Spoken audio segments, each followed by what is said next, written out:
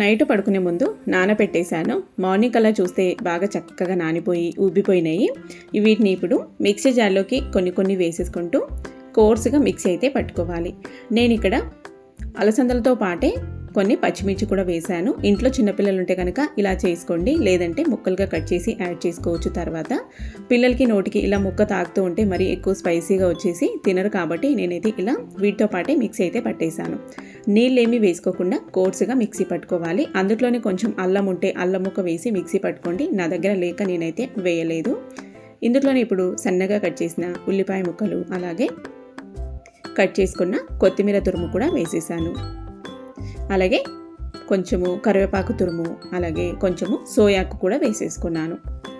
మీ దగ్గర ఏవే ఉంటే అవైతే యాడ్ చేసుకోవచ్చు, లేకపోతే స్కిప్ చేసేయచ్చు. అన్నీ వేసుకుంటే గారెలు అనేవి బాగా టేస్టీగా ఉంటాయి. రుచికి సరిపడా ఉప్పు వేసేసి ఒక అర టీ స్పూన్ దాకా జీలకర్ర వేసేసి చేతితో బాగా నలుపుకుంటూ మొత్తం మిక్స్ అయ్యేలాగా బాగా మిక్స్ చేసుకోవాలి. నీళ్ళేమీ వేసుకోవద్దు.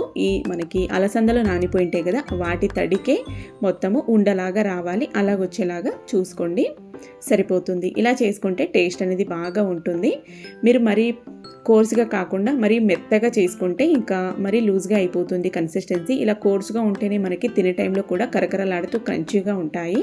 ఇలా గారెల్లాగా ఒత్తేసుకొని వేడి నూనెలో వేసేసుకొని ఫ్లేమ్ అనేది సిమ్ టు మీడియం ఫ్లేమ్లోనే పెట్టేసుకొని ఫ్రై చేసుకోవాలి.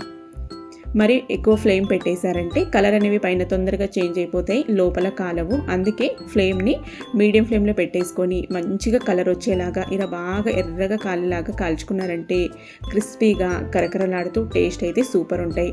ఫుల్ వీడియో డీటెయిల్గా కావాలంటే స్క్రీన్ పైన ఉంటుంది. Thank you for